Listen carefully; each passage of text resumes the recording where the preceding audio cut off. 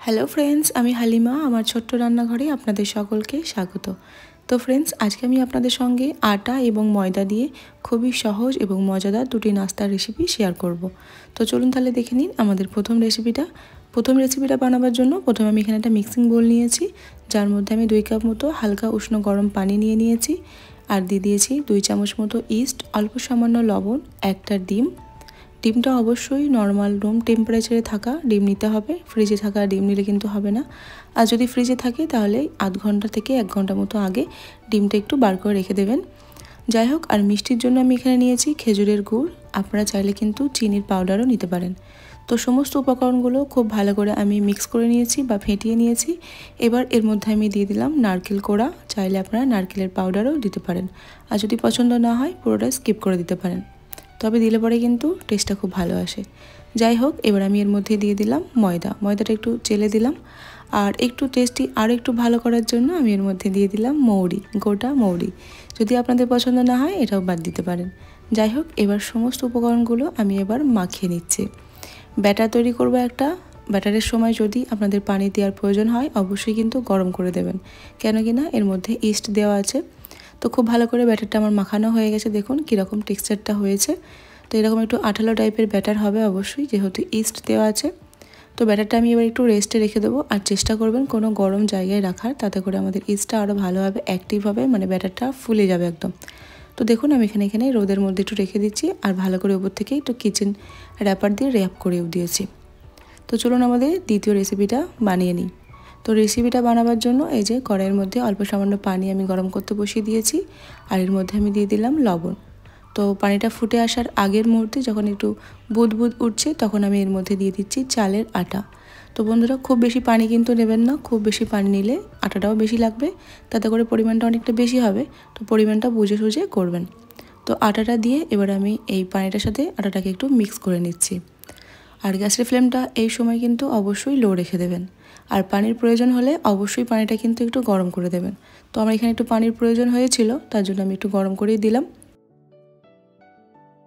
তো খুব ভালো করে আমি মিক্স করে নিচ্ছি, দেখুন এরকম ঝরঝরে করে নিতে হবে। এটা কিন্তু করাটা খুব সহজ না, আবার খুব কঠিনও না, তবে আপনি যদি একবার বুঝতে পেরে যান তাহলে আপনার জন্য কিন্তু এটা কোনো ব্যাপারই না। যাই হোক, আমার এখানে আটাটা ভালোভাবে মাখানো হয়ে গেছে। তো আমি একটা বাসনের মধ্যে ঢেলে নিয়েছি। এবার এই হালকা গরম থাকা অবস্থাতেই হাতে করে এটা মেখে আমি একটা ডো তৈরি করে নেব।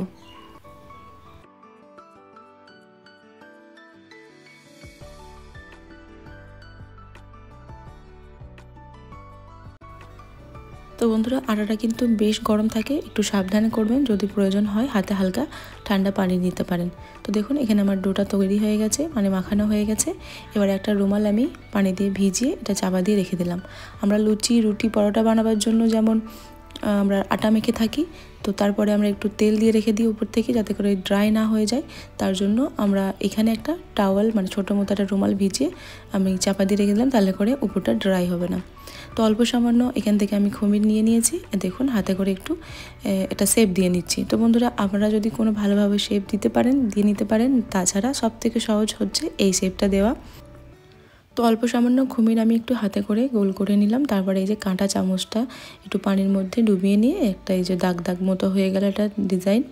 আর বাড়িতে যদি কোনো বাচ্চা থাকে তাদেরকে একবার এটা শিখিয়ে দেবেন, দেখবেন আপনার কাজটা খুব সহজ হয়ে যাবে।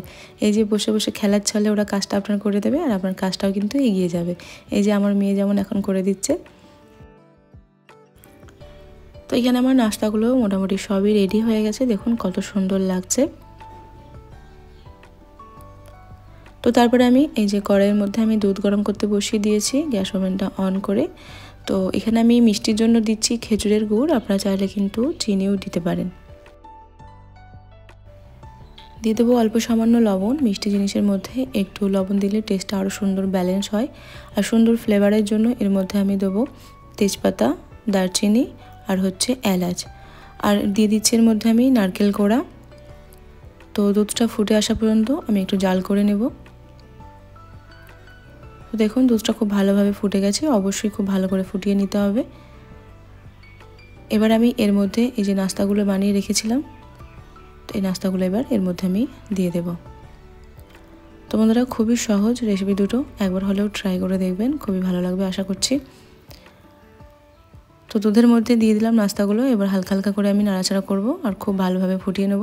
দেখবেন নাস্তাগুলো কিন্তু গলেও যাবে না, ভেঙে যাবে না, কিচ্ছু হবে না, যেমনকার তেমনই থাকবে, কোনো সমস্যা নেই। একবার হলেও বিশ্বাস করে বানিয়ে দেখতে পারেন। তো যাই হোক, একটু নাড়াচাড়া করে নিচ্ছি। আর এখানে যে দুধটা দিয়েছি, দুধটা কিন্তু ঘন হতে একটু টাইম লাগবে। আর দুধটা তাহলে ঘন হওয়ার পর কিন্তু অনেকটা কমেও যাবে। তো তার জন্য এর মধ্যে আমি 3 চামচ মতো চালের আটা একটু নর্মাল পানিতে গুলে নিয়ে এর মধ্যে দিয়ে দিলাম। এবার গ্যাসের ফ্লেমটা লো টু মিডিয়াম রেখে আমি এটা একটু ঘন মতো করে নেব। তো এই রেসিপিটার মধ্যে আর কিছু করবার নেই, শুধুমাত্র দুধের ঘনত্বটা ঠিক মতো রেখে দিয়ে গ্যাসের ফ্লেমটা অফ করে দিলেই হবে। আর যদি মিষ্টি না হয় তার ক্ষেত্রে একটু মিষ্টিটা অ্যাড করলেই হবে। তো যাই হোক, তারপরে গ্যাস ফ্লেমটা অফ করে দেবেন। তো চলুন তাহলে আমাদের প্রথম রেসিপির দিকে আবার চলে যাই। তো দেখুন এখানে আমাদের ময়দাটা কত সুন্দর অ্যাক্টিভ হয়ে গেছে, বা ইস্টটা অ্যাক্টিভ হয়ে গিয়ে আমাদের ময়দাটা একদম ফুলে ফেপে ঢোল হয়ে গেছে, খুব সুন্দর জালি জালি হয়েছে। এটা কিছুই না, এবার কড়াইয়ের মধ্যে তেল গরম করে বড়াগুলোকে ভেজে নিলেই তাহলে আমাদের এই রেসিপিটাও কিন্তু রেডি হয়ে যাবে। তো বন্ধুরা, রেসিপিটা একটু আঠালো হয়ে থাকে, হাতে অল্প সামান্য পানি নেবেন, তাহলে পরে দেখবেন কোনো সমস্যা হবে না, খুব সহজে আপনারা তেলের মধ্যে বড়াগুলো ছাড়তে পারবেন। তো বন্ধুরা, কেমন লাগলো আপনাদের এই রেসিপি দুটো অবশ্যই কিন্তু কমেন্ট করে জানাবেন। আর অবশ্যই একবার ট্রাই করবেন, আর ট্রাই করে কিন্তু জানাতে ভুলবেন না কেমন হয়েছিল। আর এই ধরনের রেসিপিগুলো দেখবার জন্য অবশ্যই চ্যানেলটিকে সাবস্ক্রাইব করে পাশে থাকবেন। আর সাবস্ক্রাইব করে অবশ্যই বেল বাটনটা প্রেস করে অল সিলেক্ট করে রেখে দেবেন, তাহলে পরে আমি যখনই এই ধরনের রেসিপি শেয়ার করব তখনই আপনারা নোটিফিকেশান পেয়ে যাবেন। মাশাআল্লাহ, আমাদের এই রেসিপিটাও দেখুন হয়ে গেছে, কত সুন্দর স্পঞ্জি হয়েছে, ভেতরটা একদম একদম ফাঁপা ফাঁপা হয়েছে। তো খুবই ভালো হয় খেতে, বাচ্চাদেরও খুব পছন্দ হয়। অবশ্যই কিন্তু একবার ট্রাই করবেন। আর রেসিপিগুলো বানিয়ে প্রায় 2 দিন পর্যন্ত খাওয়া যায়, কোনো সমস্যা হয় না। তো অবশ্যই ট্রাই করবেন, ভালো লাগলে লাইক করবেন, শেয়ার করবেন এবং অবশ্যই সাবস্ক্রাইব করে পাশে থাকবেন।